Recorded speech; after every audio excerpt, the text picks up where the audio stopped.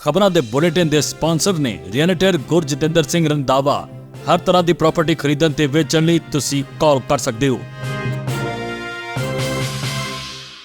ਸਤਿ ਸ਼੍ਰੀ ਅਕਾਲ ਜੀ, ਤੁਸੀਂ ਦੇਖ ਰਹੇ ਹੋ ਪੰਜਾਬ ਮਿਲ USA TV। ਮੈਂ ਸੁਰਭੀ ਸ਼ਰਮਾ ਤੁਹਾਡੇ ਨਾਲ ਪੇਸ਼ ਆਂ ਦੇਸ਼ ਵਿਦੇਸ਼ ਦੀਆਂ ਕੁਝ ਖਾਸ ਤੇ ਚੋਣਵੀਆਂ ਖਬਰਾਂ। ਅਮਰੀਕਾ ਵੱਲੋਂ ਲੰਘੇ ਸਾਲ ਭਾਰਤੀ ਵਿਦਿਆਰਥੀਆਂ ਨੂੰ ਰਿਕਾਰਡ ਵੀਜ਼ੇ ਜਾਰੀ। ਸਰਹੱਦ ਤੇ ਪ੍ਰਵਾਸੀਆਂ ਦੇ ਦਾਖਲੇ ਉੱਪਰ ਪਾਬੰਦੀ ਲਾਉਣ ਕਾਰਨ ਬਾਈਡਨ ਦੇ ਖਿਲਾਫ ਕੇਸ ਦਰਜ। ਅਮਰੀਕਾ ਨੇ ਰੂਸ ਤੇ ਲਗਾਈਆਂ ਹੋਰ 300 ਤੋਂ ਵੱਧ ਨਵੀਆਂ ਪਾਬੰਦੀਆਂ। ਅਮਰੀਕਾ ਵਿੱਚ ਹੋਈ ਗੋਲੀਬਾਰੀ ਵਿੱਚ 3 ਜ਼ਖਮੀ, ਸ਼ੱਕੀ ਦੋਸ਼ੀ ਵੀ ਗੋਲੀ ਵੱਜਣ ਕਾਰਨ ਹੋਇਆ ਜ਼ਖਮੀ।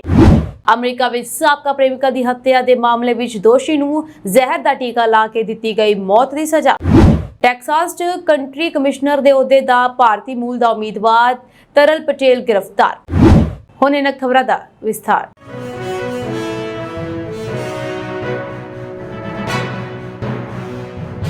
ਪਿਛਲੇ ਸਾਲ ਰਿਕਾਰਡ 1,40,000 ਵਿਦਿਆਰਥੀਆਂ ਨੂੰ ਵੀਜ਼ੇ ਜਾਰੀ ਕਰਨ ਮਗਰੋਂ ਭਾਰਤ ਸਥਿਤ ਅਮਰੀਕੀ ਕੌਂਸੂਲੇਟ ਇਸ ਸਾਲ ਭਾਰਤੀ ਵਿਦਿਆਰਥੀਆਂ ਦੀਆਂ ਅਰਜ਼ੀਆਂ 'ਚ ਸੰਭਾਵੀ ਵਾਧੇ ਦੇ ਨਾਲ ਨਜਿੱਠਣ ਲਈ ਪੂਰੀ ਤਰ੍ਹਾਂ ਤਿਆਰ ਹੈ। ਦੂਤਾਵਾਸ ਦੇ ਇੱਕ ਸੀਨੀਅਰ ਅਧਿਕਾਰੀ ਨੇ ਕਿਹਾ ਕਿ ਇਸ ਸਾਲ ਵੀਜ਼ਿਆਂ ਦੀ ਅਨੁਮਾਨਿਤ ਕੁੱਲ ਗਿਣਤੀ ਪਿਛਲੇ ਸਾਲ ਦੇ ਬਰਾਬਰ ਜਾਂ ਉਸ ਤੋਂ ਵੱਧ ਹੋਵੇਗੀ। ਭਾਰਤ 'ਚ ਅਮਰੀਕੀ ਮਿਸ਼ਨ ਨੇ ਅੱਜ ਦੇਸ਼ ਭਰ 'ਚ ਆਪਣਾ 8ਵਾਂ ਸਾਲਾਨਾ ਵਿਦਿਆਰਥੀ ਵੀਜ਼ਾ ਦਿਵਸ ਮਨਾਇਆ। ਇਸ ਤਹਿਤ ਨਵੀਂ ਦਿੱਲੀ, ਚੇਨਈ, ਹੈਦਰਾਬਾਦ, ਕੋਲਕਾਤਾ ਤੇ ਮੁੰਬਈ ਵਿਚਲੇ ਕੌਂਸੂਲੇਟ ਦੂਤਾਵਾਸ ਅਧਿਕਾਰੀਆਂ ਨੇ ਵਿਦਿਆਰਥੀ ਵੀਜ਼ੇ ਦੇ ਅਰਜ਼ੀਕਾਰਾਂ ਨਾਲ ਇੰਟਰਵਿਊਜ਼ ਕੀਤੀਆਂ। ਦਿੱਲੀ ਸਥਿਤ ਅਮਰੀਕੀ ਦੂਤਾਵਾਸ 'ਚ ਸਵੇਰ ਤੋਂ ਹੀ ਵਿਦਿਆਰਥੀਆਂ ਦੀਆਂ ਲੰਮੀਆਂ ਕਤਾਰਾਂ ਦੇਖੀਆਂ ਗਈਆਂ।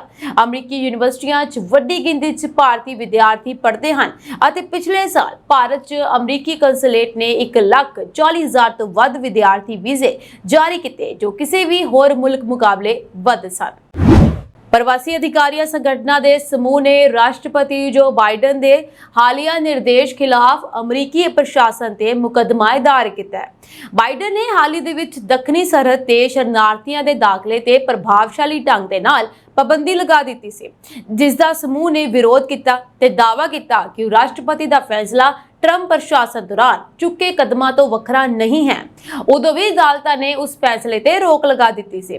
Las Americas immigrant advocacy centre ਅਤੇ RAICES ਦੀ ਤਰਫੋਂ ਅਮਰੀਕਨ ਸਿਵਲ ਲਿਬਰਟੀਜ਼ ਯੂਨੀਅਨ ਤੇ ਹੋਰਾਂ ਨੇ ਇਹ ਕੇਸ ਦਾਇਰ ਕੀਤਾ ਹੈ। ਅਮਰੀਕਾ ਨੇ ਰੂਸ ਤੇ ਲਗਾਈਆਂ ਪਾਬੰਦੀਆਂ ਦਾ ਦਾਇਰਾ ਵਧਾਉਂਦੇ ਹੋਏ 300 ਤੋਂ ਵੱਧ ਨਵੀਆਂ ਪਾਬੰਦੀਆਂ ਲਗਾ ਦਿੱਤੀਆਂ ਹਨ, ਜਿਨ੍ਹਾਂ ਦਾ ਮੁੱਖ ਉਦੇਸ਼ ਚੀਨ, ਸੰਯੁਕਤ ਅਰਬ ਅਮੀਰਾਤ ਅਤੇ ਤੁਰਕੀ ਸਮੇਤ ਵੱਖ-ਵੱਖ ਦੇਸ਼ਾਂ ਦੇ ਵਿਅਕਤੀਆਂ ਅਤੇ ਕੰਪਨੀਆਂ ਨੂੰ ਰੂਸ ਦੀ ਮਦਦ ਕਰਨ ਤੋਂ ਰੋਕਣਾ ਹੈ। ਅਮਰੀਕਾ ਦਾ ਇਹ ਕਦਮ ਇਟਲੀ ਵਿੱਚ G7 ਸੰਮੇਲਨ ਤੋਂ ਪਹਿਲਾਂ ਚੁੱਕਿਆ ਗਿਆ, ਜਿੱਥੇ ਯੂਕਰੇਨ ਲਈ ਸਮਰਥਨ ਵਧਾਉਣਾ ਅਤੇ ਰੂਸ ਦੀ ਜੰਗੀ ਮਸ਼ੀਨਰੀ ਨੂੰ ਖਤਮ ਕਰਨਾ ਪ੍ਰਮੁੱਖ ਤਰਜੀਹਾਂ ਹੋਵੇਗੀ। ਬੁੱਧਵਾਰ ਨੂੰ ਲਗਾਈਆਂ ਗਈਆਂ ਪਾਬੰਦੀਆਂ ਵਿੱਚ ਚੀਨੀ ਕੰਪਨੀਆਂ ਨੂੰ ਨਿਸ਼ਾਨਾ ਬਣਾਇਆ ਗਿਆ, ਜੋ ਯੁੱਧ ਵਿੱਚ ਰੂਸ ਦੀ ਮਦਦ ਕਰ ਰਹੀਆਂ ਹਨ। ਅਮਰੀਕਾ ਯੁੱਧ ਸ਼ੁਰੂ ਹੋਣ ਦੇ ਬਾਅਦ ਤੋਂ 4,000 ਰੂਸੀ ਕੰਪਨੀਆਂ ਅਤੇ ਵਿਅਕਤੀਆਂ ਤੇ ਪਾਬੰਦੀਆਂ ਲਗਾ ਚੁੱਕਿਆ ਹੈ, ਜਿਸ ਦਾ ਮਕਸਦ ਰੂਪ ਤੋਂ ਮਿਲਣ ਵਾਲੇ ਧਨ ਅਤੇ ਹਥਿਆਰਾਂ ਤੇ ਰੋਕ ਲਗਾਉਣਾ ਹੈ। ਵਿਦੇਸ਼ ਵਿਭਾਗ ਦੇ ਆਰਥਿਕ ਪਾਬੰਦੀਆਂ ਦੀ ਨੀਤੀ ਅਤੇ ਲਾਗੂ ਕਰਨ ਦੇ ਸਟੇਟ ਡਿਪਾਰਟਮੈਂਟ ਦੇ ਡਾਇਰੈਕਟਰ ਨੇ ਐਸੋਸੀਏਟਿਡ ਪ੍ਰੈਸ ਨੂੰ ਦੱਸਿਆ ਕਿ ਪੁਤਿਨ ਇੱਕ ਬਹੁਤ ਹੀ ਸਮਰਥ ਵਿਰੋਧੀ ਹੈ, ਜੋ ਸਹਿਯੋਗੀ ਲੱਭਣ ਲਈ ਤਿਆਰ ਹੈ। ਉਹਨਾਂ ਨੇ ਕਿਹਾ ਕਿ ਰੂਸ ਵਿਰੁੱਧ ਪਾਬੰਦੀਆਂ ਨਿਰੰਤਰ ਚੱਲਣ ਵਾਲੀ ਇੱਕ ਪ੍ਰਕਿਰਿਆ ਹੈ। ਉਧਰ ਹੀ ਲਗਾਈਆਂ ਗਈਆਂ ਪਾਬੰਦੀਆਂ ਵਿੱਚ ਰੂਸ ਅਤੇ ਉਸਦੇ ਯੁੱਧ ਸਪਲਾਇਰ ਵਿਚਕਾਰ 10 ਕਰੋੜ ਅਮਰੀਕੀ ਡਾਲਰ ਤੋਂ ਵੱਧ ਦੇ ਵਪਾਰ ਨੂੰ ਨਿਸ਼ਾਨਾ ਬਣਾਇਆ ਗਿਆ। ਇਨ੍ਹਾਂ 300 ਤੋਂ ਵੱਧ ਨਵੀਆਂ ਪਾਬੰਦੀਆਂ ਦਾ ਮੁੱਖ ਉਦੇਸ਼ ਚੀਨ, ਸੰਯੁਕਤ ਅਰਬ ਅਮੀਰਾਤ ਅਤੇ ਤੁਰਕੀ ਸਮੇਤ ਵੱਖ-ਵੱਖ ਦੇਸ਼ਾਂ ਦੇ ਵਿਅਕਤੀਆਂ ਅਤੇ ਕੰਪਨੀਆਂ ਨੂੰ ਰੂਸ ਦੀ ਮਦਦ ਕਰਨ ਤੋਂ ਰੋਕਣਾ ਹੈ। ਅਮਰੀਕਾ ਦੀ ਡਾਊਨਟਾਊਨ ਐਟਲਾਂਟਾ ਫੂਡ ਕੋਰਟ ਵਿੱਚ ਬੀਤੇ ਦਿਨ ਹੋਈ ਗੋਲੀਬਾਰੀ ਵਿੱਚ 3 ਵਿਅਕਤੀਆਂ ਦੇ ਜ਼ਖਮੀ ਹੋਣ ਦੀ ਖਬਰ ਹੈ। ਮੌਕੇ ਤੇ ਪੁੱਜੇ ਇੱਕ ਪੁਲਿਸ ਅਫਸਰ ਵੱਲੋਂ ਚਲਾਈ ਗੋਲੀ ਨਾਲ 34 ਸਾਲਾਂ ਦੇ ਸ਼ੱਕੀ ਦੋਸ਼ੀ ਵੀ ਜ਼ਖਮੀ ਹੋ ਗਿਆ, ਜਿਸ ਨੂੰ ਗ੍ਰਿਫਤਾਰ ਕਰ ਲਿਆ ਗਿਆ। ਪੀੜਤਾ ਦੇ ਵਿੱਚ 47 ਸਾਲ ਦਾ ਵਿਅਕਤੀ ਤੇ 2 ਔਰਤਾਂ ਸ਼ਾਮਲ ਹਨ, ਜਿਨ੍ਹਾਂ ਦੀ ਉਮਰ 70 ਸਾਲ ਦੇ ਕਰੀਬ ਹੈ। ਐਟਲਾਂਟਾ ਪੁਲਿਸ ਮੁਖੀ ਡ੍ਰੀਨ ਸ਼ੀਰਬੋਮ ਅਨੁਸਾਰ ਸਾਰੇ ਜ਼ਖਮੀਆਂ ਦੇ ਬਚ ਜਾਣ ਦੀ ਸੰਭਾਵਨਾ ਹੈ। ਉਹਨਾਂ ਨੇ ਕਿਹਾ ਕਿ ਪੁਲਿਸ ਨੂੰ ਦੁਪਹਿਰ ਬਾਅਦ 2:15 ਵਜੇ ਪਿਸਟਰੀ ਸੈਂਟਰ ਦੀ ਫੂਡ ਕੋਰਟ ਵਿੱਚ ਗੋਲੀਆਂ ਚੱਲਣ ਦੀ ਸੂਚਨਾ ਮਿਲੀ ਸੀ।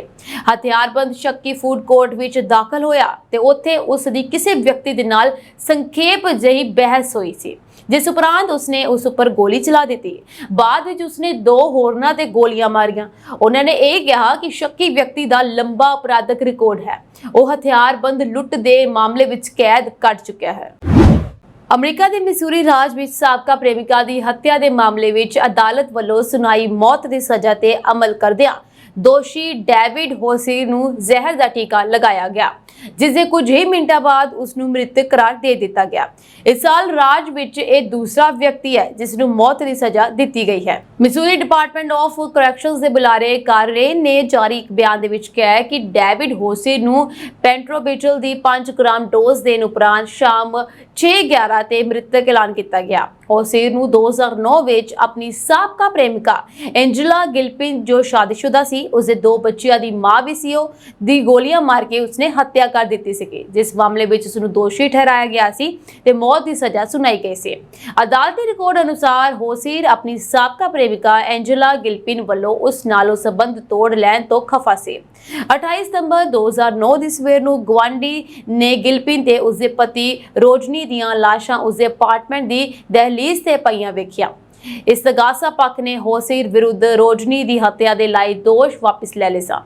ਹੋਸੀਰ ਨੇ ਆਪਣਾ ਆਖਰੀ ਖਾਣਾ ਸਵੇਰੇ 11 ਵਜੇ ਖਾਧਾ ਸੀ, ਜਿਸ ਵਿੱਚ ਮਾਂਸ ਦੀ ਟਿੱਕੀ, ਭੁਨੇ ਆਲੂ, ਟੋਸਟ, ਸੇਬ ਪਾਈ, ਦੁੱਧ ਤੇ ਜੂਸ ਸ਼ਾਮਲ ਸੀ। ਇੱਥੇ ਜ਼ਿਕਰਯੋਗ ਹੈ ਕਿ ਮਿਸੂਰੀ ਦੇ ਰਿਪਬਲਿਕਨ ਗਵਰਨਰ ਮਾਈਕਲ ਪਰਸਨ ਨੇ ਲੰਘੇ ਸੋਮਵਾਰ ਡੇਵਿਡ ਹੋਸੀਰ ਦੀ ਰਹਿਮ ਦੀ ਅਪੀਲ ਰੱਦ ਕਰ ਦਿੱਤੀ ਸੀ। ਗਵਰਨਰ ਨੇ ਕਿਹਾ ਸੀ ਕਿ ਬੇਹੂਦਾ ਹਿੰਸਾ ਕਾਰਨ ਹੋਸੀਰ ਕਿਸੇ ਵੀ ਰਹਿਮ ਦਾ ਪਾਤਰ ਨਹੀਂ ਹੈ। 30 ਸਾਲਾਂ ਦੇ ਭਾਰਤੀ ਅਮਰੀਕੀ ਨਾਗਰਿਕ ਅਤੇ ਨੀਤੀ ਮਾਹਰ ਅਤੇ ਟੈਕਸਾਸ ਕਾਉਂਟੀ ਕਮਿਸ਼ਨਰ ਦੇ ਅਹੁਦੇ ਲਈ ਉਮੀਦਵਾਰ ਤਰਲ ਪਟੇਲ ਨੂੰ ਟੈਕਸਾਸ ਰੇਂਜਰਾਂ ਨੇ ਆਨਲਾਈਨ ਝੂਠੀ ਪਛਾਣ ਅਤੇ ਗਲਤ ਬਿਆਨਬਾਜ਼ੀ ਦੇ ਦੋਸ਼ ਹੇਠ ਗ੍ਰਿਫਤਾਰ ਕੀਤਾ। ਝੂਠੀ ਪਛਾਣ ਦਾ ਜੁਰਮ ਟੈਕਸਾਸ ਚੋਣ ਜ਼ਾਬਤੇ ਤਹਿਤ ਇੱਕ ਕਲਾਸ A ਦਾ ਅਪਰਾਧ ਹੈ।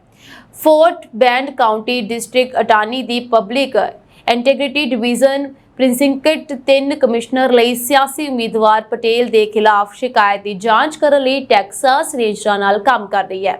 ਪਟੇਲ ਨੂੰ ਇੱਕ ਘੋਰ ਅਪਰਾਧ ਲਈ 20,000 ਅਮਰੀਕੀ ਦੇ ਬਾਂਡ ਅਤੇ ਖੁੰਝ ਲਈ 2500 ਅਮਰੀਕੀ ਡਾਲਰ ਦੇ ਬਾਂਡ ਦਾ ਰੱਖਿਆ ਗਿਆ ਹੈ।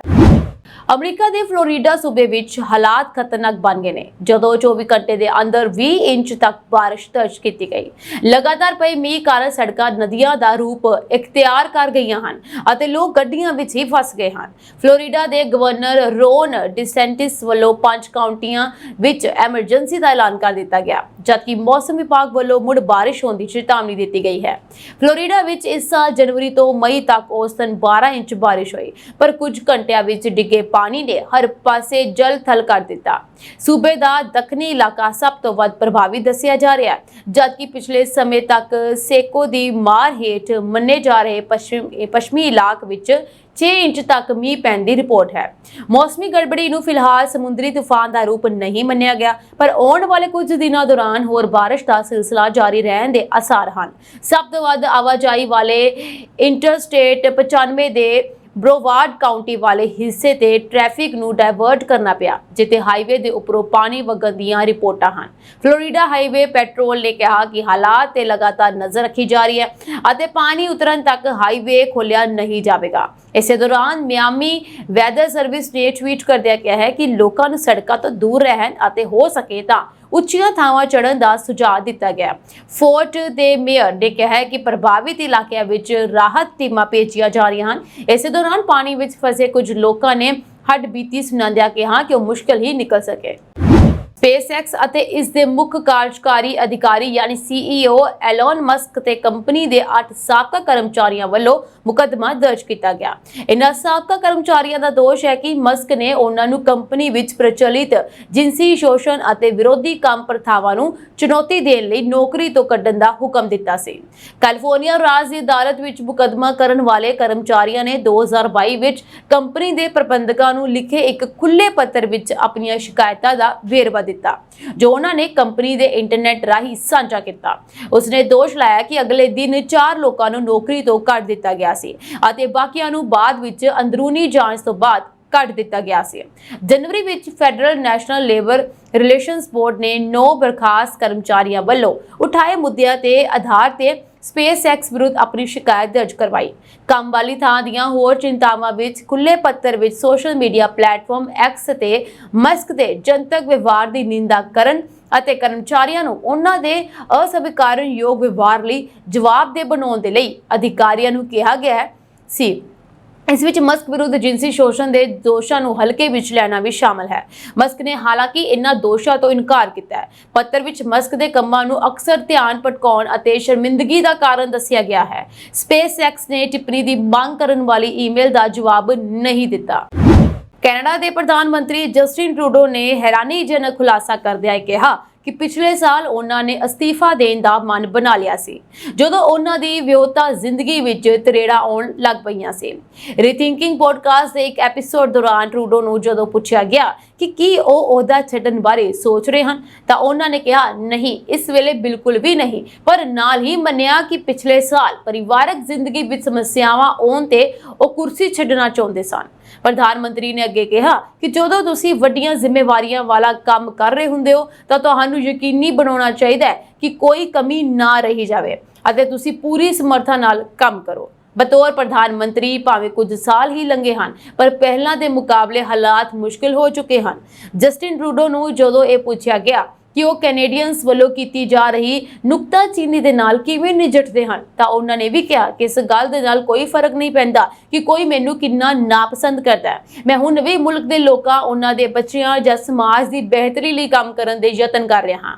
ਪੋਡਕਾਸਟ ਤੇ ਜਸਟਿਨ ਟਰੂਡੋ ਦੀ ਮੌਜੂਦਗੀ ਬਾਰੇ ਸਿਆਸੀ ਮਾਹਰਾਂ ਦਾ ਕਹਿਣਾ ਹੈ ਕਿ ਲਿਬਰਲ ਪਾਰਟੀ ਨੌਜਵਾਨਾਂ ਵੋਟਰਾਂ ਨੂੰ ਆਪਣੇ ਹੱਕ ਵਿੱਚ ਕਰਨਾ ਚਾਹੁੰਦੀ ਹੈ। ਦੱਸ ਦਈਏ ਕਿ 2015 ਵਿੱਚ ਲਿਬਰਲ ਪਾਰਟੀ ਦੀ ਜਿੱਤ ਨੌਜਵਾਨ ਵੋਟਰਾਂ ਸਦਕਾ ਹੀ ਸੰਭਵ ਹੋ ਸਕੀ ਸੀ, ਪਰ ਹਾਲ ਹੀ ਵਿੱਚ ਆਏ ਸਰਵੇਖਣਾਂ ਮੁਤਾਬਿਕ ਨੌਜਵਾਨ ਵੋਟਰਾਂ ਦਾ ਝੁਕਾਅ ਕੰਜ਼ਰਵੇਟਿਵ ਪਾਰਟੀ ਵੱਲ ਨਜ਼ਰ ਆ ਰਿਹਾ ਹੈ। ਲਿਬਰਲ ਪਾਰਟੀ ਦੇ ਤਜਰਬੇ ਦੀ ਪਰਖ ਟੋਰਾਂਟੋ ਸੈਂਟ ਪੌਲ ਪਾਰਲੀਮਾਨੀ ਹਲਕੇ ਦੀ ਜ਼ਿਮਨੀ ਚੋਣ ਦੌਰਾਨ ਹੋ ਜਾਵੇਗੀ, ਜਿੱਥੇ 24 ਜੂਨ ਨੂੰ ਵੋਟਾਂ ਪੈਣੀਆਂ ਹਨ। ਇੱਥੇ ਦੱਸਣਾ ਬਣਦਾ ਹੈ ਕਿ ਜਸਟਿਨ ਟਰੂਡੋ ਨੇ ਮਾਰਚ ਵਿੱਚ ਰੇਡੀਓ ਕੈਨੇਡਾ ਦੇ ਨਾਲ ਇੰਟਰਵਿਊ ਦੌਰਾਨ ਕਿਹਾ ਸੀ ਕੁਰਸੀ ਛੱਡਣ ਦਾ ਖਿਆਲ ਰੋਜ਼ਾਨਾ ਉਹਨਾਂ ਦੇ ਮਨ ਵਿੱਚ ਆਉਂਦਾ ਹੈ, ਪਰ ਉਹ ਅਜਿਹੇ ਇਨਸਾਨ ਨਹੀਂ ਕਿ ਸੰਘਰਸ਼ ਨੂੰ ਇਸ ਪੜਾਅ ਤੇ ਛੱਡ ਕੇ ਲਾਂਬੇ ਹੋ ਜਾਣ। ਟਰੂਡੋ ਦਾ ਕਹਿਣਾ ਸੀ ਕਿ ਪ੍ਰਧਾਨ ਮੰਤਰੀ ਦੀ ਜ਼ਿੰਮੇਵਾਰੀ ਨਿਭਾਉਣ ਦੇ ਲਈ ਆਪਣਾ ਆਪ ਕੁਰਬਾਨ ਕਰਨਾ ਪੈਂਦਾ ਹੈ ਅਤੇ ਇਹ ਬਿਲਕੁਲ ਵੀ ਸੌਖਾ ਨਹੀਂ ਹੈ।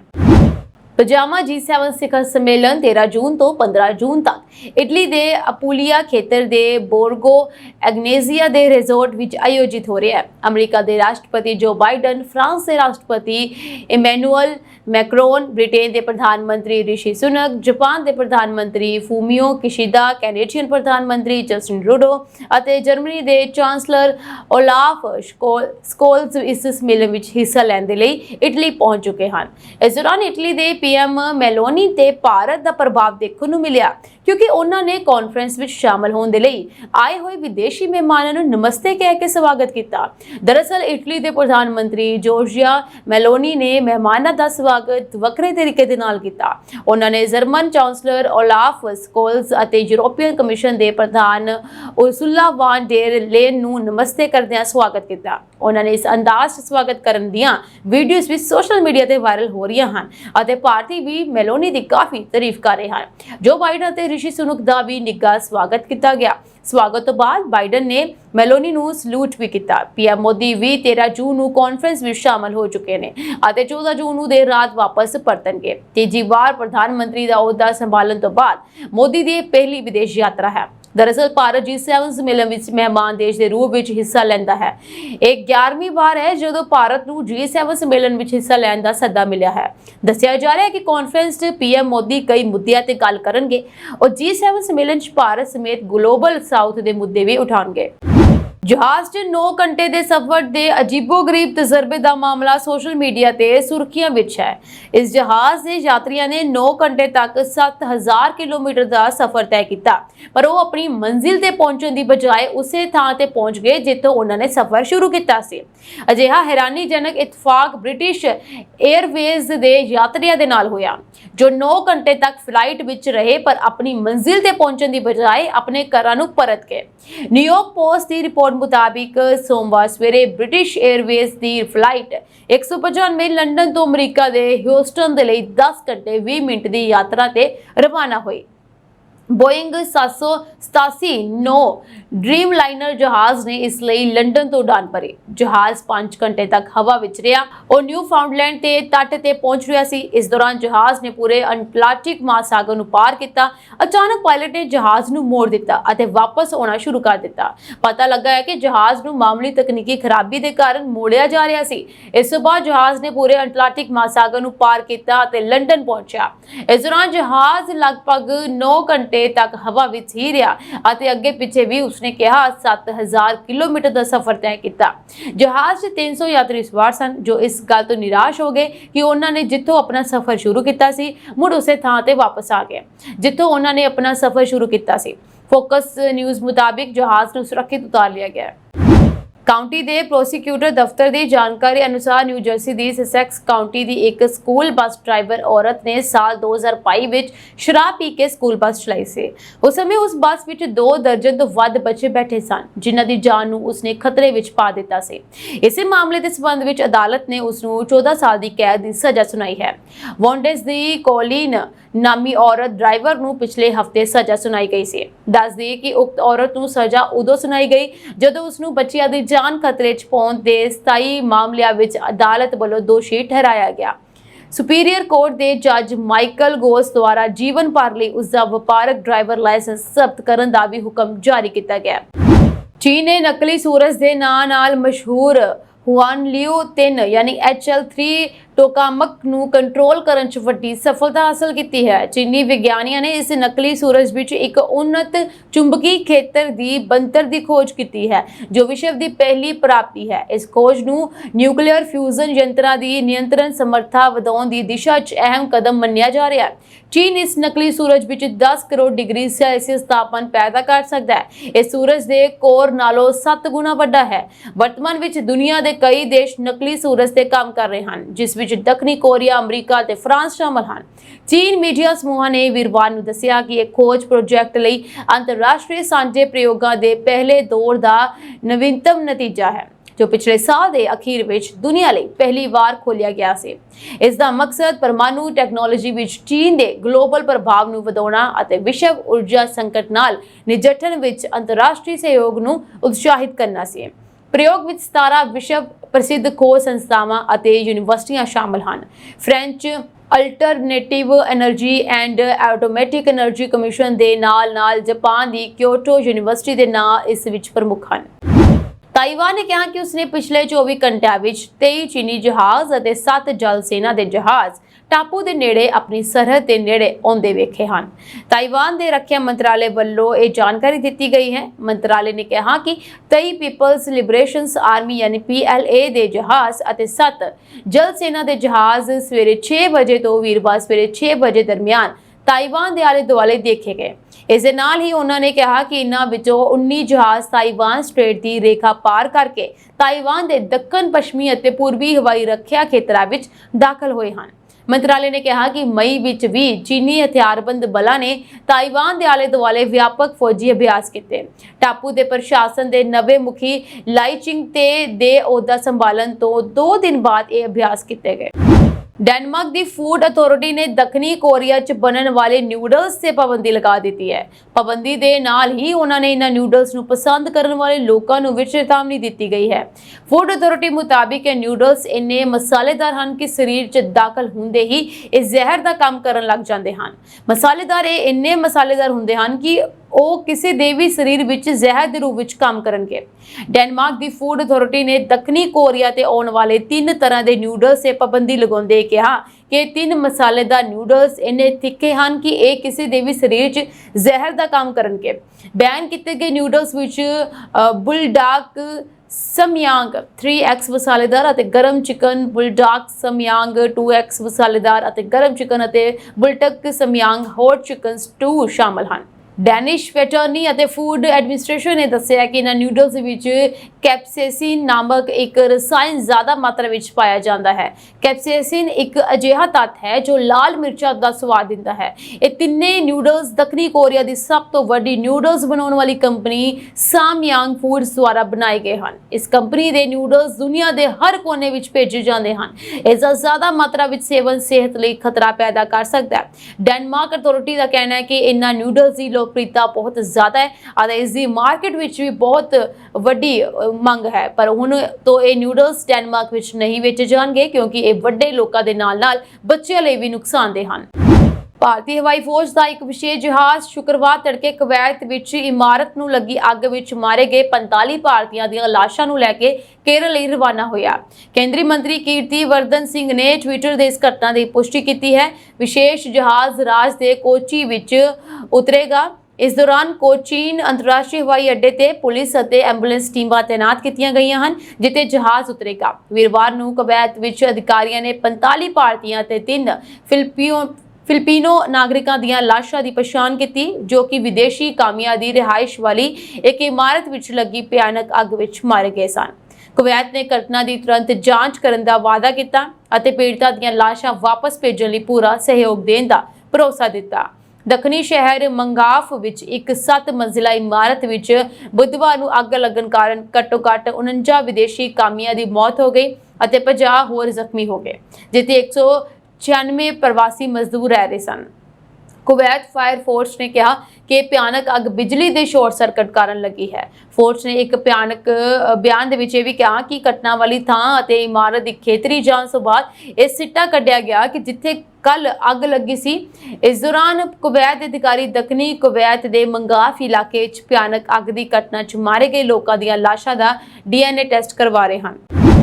ਇਹ ਸਨ ਦੇਸ਼ ਵਿਦੇਸ਼ ਦੀਆਂ ਕੁਝ ਖਾਸ ਤੇ ਚੋਣਵੀਆਂ ਖਬਰਾਂ। ਹੋਰ ਅਪਡੇਟਸ ਨਾਲ ਜੁੜੇ ਰਹਿਣ ਦੇ ਲਈ ਤੁਸੀਂ ਬਨੇ ਰਹੋ ਪੰਜਾਬ ਮਿਲ USA TV ਦੇ ਨਾਲ। ਤੁਹਾਡੇ ਸਭ ਦਾ ਬਹੁਤ ਬਹੁਤ ਧੰਨਵਾਦ।